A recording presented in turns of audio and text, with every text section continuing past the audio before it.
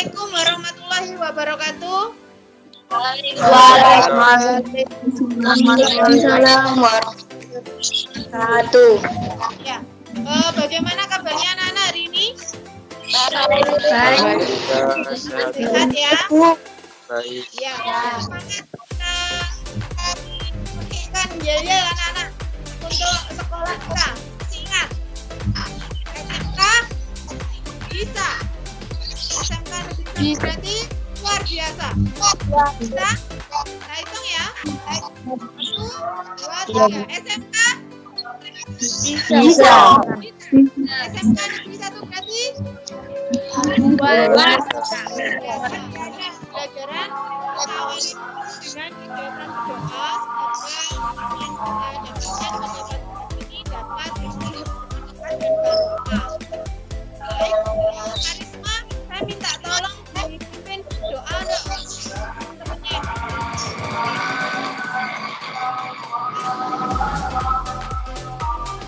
teman-temannya.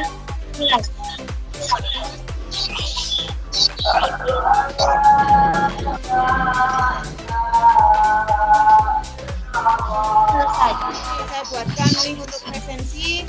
Kalian bisa mengisi sebagai catatan saya nanti siapa yang nggak ikut pada pertemuan hari ini. Materi hari ini yaitu mengenai kertas kerja atau worksheet pada perusahaan jasa. Kompetensi dasar untuk KD pengetahuan yaitu 3.6 menganalisis akun-akun yang terkait dalam penyusunan kertas kerja atau worksheet untuk perusahaan jasa. KD keterampilan yaitu KD 4.6 menyusun kertas kerja pada perusahaan jasa. Adapun tujuan pembelajaran yang diharapkan setelah kalian mempelajari materi kertas kerja, kalian diharapkan mampu mengemukakan pengertian tujuan dan fungsi penyusunan kertas kerja atau worksheet dengan tepat. Yang kedua, menganalisis akun-akun yang dicatat dalam kertas kerja atau worksheet dengan benar. Yang ketiga, mampu menentukan langkah-langkah penyusunan kertas kerja atau worksheet dengan benar.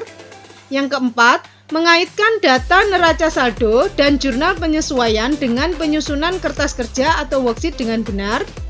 Yang kelima, membandingkan hasil posting jurnal penyesuaian di kertas kerja dalam bentuk neraca saldo disesuaikan dengan hasil posting jurnal penyesuaian di buku besar dengan benar.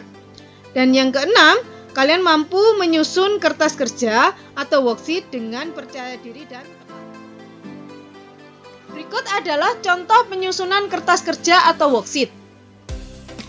Yang pertama, kita mengisi nomor akun, data nomor akun dan nama akun sesuai daftar akun yang ada. Kita tulis semua pada kolom nomor akun dan nama akun. Berikutnya, kolom neraca saldo kita ambil dari data neraca saldo. Nah, ini hasil posting dari buku besar langsung kita pindahkan pada kolom neraca saldo. Tinggal memindahkan saja semuanya. Demikian juga untuk kolom penyesuaian. Kita ambilkan data dari jurnal penyesuaian yang sudah kita susun sebelumnya.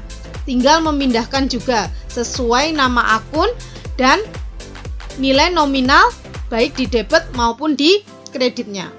Totalnya pun juga sama. Berikutnya adalah mengisi kolom neraca saldo disesuaikan.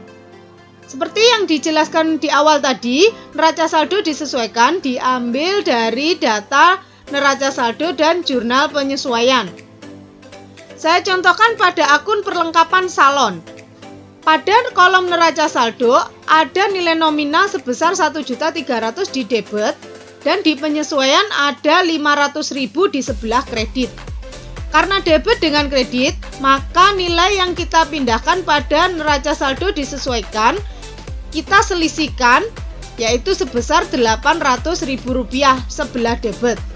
Karena lebih besar nilai nominal di debit daripada kreditnya. Berikutnya saya contohkan untuk akun beban gaji. Untuk akun beban gaji, pada neraca saldo terdapat nilai nominal Rp586.000 di kolom debit dan penyesuaian di debit sebesar Rp325.000. Karena debit dengan debit, maka kita tambahkan atau kita jumlahkan, hasilnya kita tulis pada kolom neraca saldo disesuaikan sebelah debit juga. Demikian untuk akun-akun yang lain kita pindahkan sama, kita lihat data neraca saldo dan penyesuaiannya.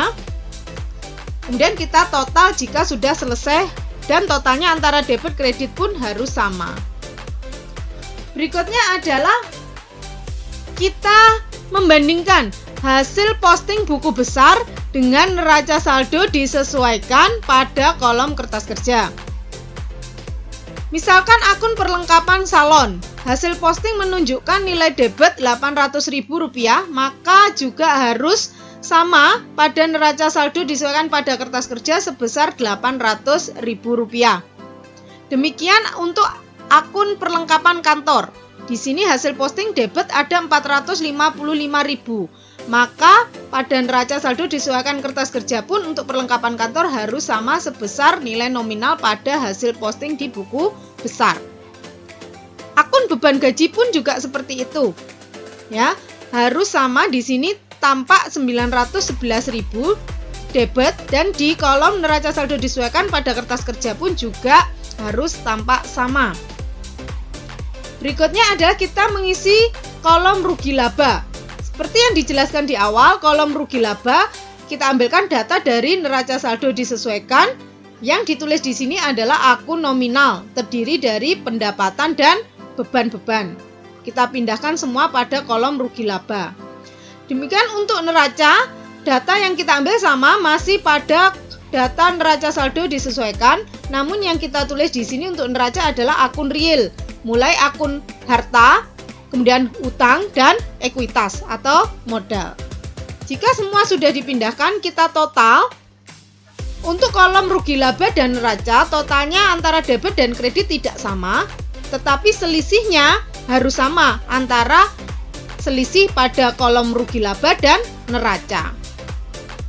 Seperti contoh ini, hasil selisih itu dinamakan laba. Kenapa? Karena pada kolom rugi laba, jumlah kredit lebih besar daripada jumlah debitnya. Artinya, pendapatan lebih besar daripada bebannya. Berikut ini adalah laporan kertas kerja atau worksheet secara keseluruhan dari tahapan-tahapan yang tadi sudah dijelaskan. Pelajari materi mengenai kertas kerja. Ada yang menanyakan tentang kertas kerja, anak-anak kalian boleh tanyakan di forum ini, silakan. Silakan Nuril. Misalkan Bu ya, di suatu perusahaan itu tidak membuat kertas kerja, apa berpengaruh ke laporan lainnya? Jika saya bilang tadi, kertas kerja ini boleh dibuat, boleh tidak. Ya, memang dari tahapan siklus akuntansi kertas kerja. Jika perusahaan tidak membuat kertas kerja, itu tidak akan berpengaruh terhadap laporan keuangan yang lain. Jadi datanya dari laporan keuangan itu lihatnya dari hasil posting penyesuaian, yaitu neraca saldo setelah penyesuaian.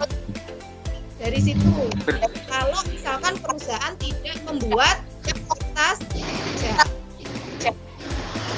Berarti fungsi kertas kerja itu untuk pembantu saja Bu ya? Ya, sebagai alat bantu dalam penyusunan laporan keuangan saja. Biasanya memang perusahaan dalam lingkup yang kompleks yang luas itu lebih memerlukan kertas kerja ini sebagai alat bantu penyusunan laporan keuangan. Tapi kalau bentuk perusahaan yang relatif kecil ruang lingkupnya, itu biasanya dari neraca saldo disesuaikan saja sudah bisa menyusun laporan keuangan. Sebagai alat selain sebagai alat bantu, kertas kerja juga sebagai alat pembanding hasil dari kolom rugi laba dan neracanya pada kertas kerja. Nanti setelah menyusun laporan keuangan, hasilnya laba atau ruginya itu harus sama dengan kertas kerja jika perusahaan menyusun laporan keuangan. Jadi sebagai pembanding boleh dan juga sebagai alat bantu dalam menyusun laporan keuangan. Itu kertas kerja ya. Oke, untuk lebih jelasnya bisa memahami seperti yang Ibu tadi bilang, kalian kerjakan LKPD yang sudah Ibu bagi. Kalian diskusi dulu Ya, jika ada yang ditanyakan boleh chat langsung, enggak apa-apa. Saya tunggu hari ini jam 3 nanti untuk hasilnya bisa kalian kirim melalui saluran tugas di Microsoft Teams saja, biar bisa langsung saya nilai ya.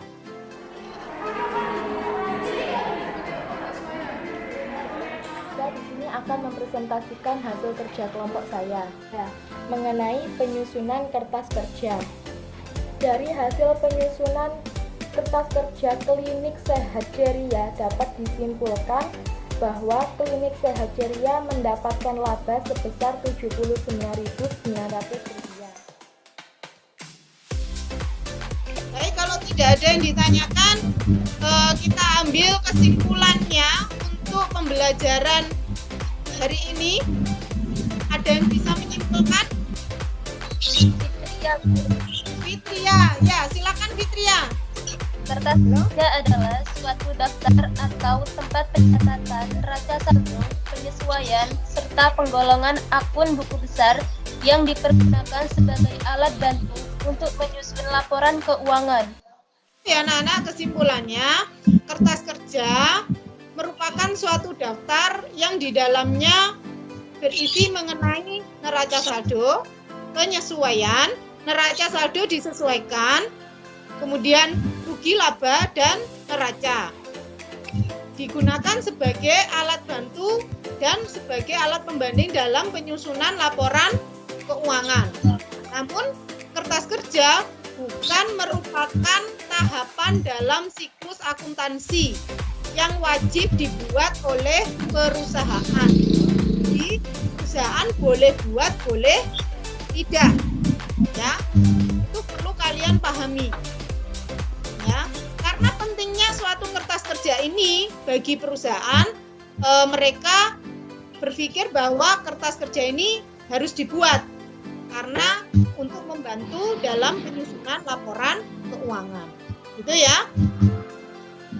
Baik, kalau tidak ada yang ditanyakan, kita akhiri pembelajaran kita hari ini. Namun sebelum itu kalian kita berdoa bersama-sama. Ya, silahkan dipimpin berdoa. Kalau tadi Harisma, sekarang penutupnya Nuril. Silahkan. Baik Bu, Ya. untuk mengakhiri rapat pembelajaran di siang hari ini, marilah kita berdoa bersama-sama. Doa, mulai.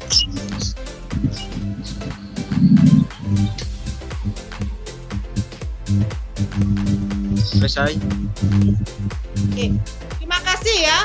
Semoga ilmu yang kita pelajari untuk materi kertas kerja ini bisa bermanfaat. Ini akan nantinya sebagai bekal untuk kalian mempelajari materi selanjutnya, yaitu laporan keuangan. Terima kasih atas perhatiannya dan partisipasinya. Saya akhiri. Wassalamualaikum warahmatullahi wabarakatuh. Waalaikumsalam warahmatullahi wabarakatuh.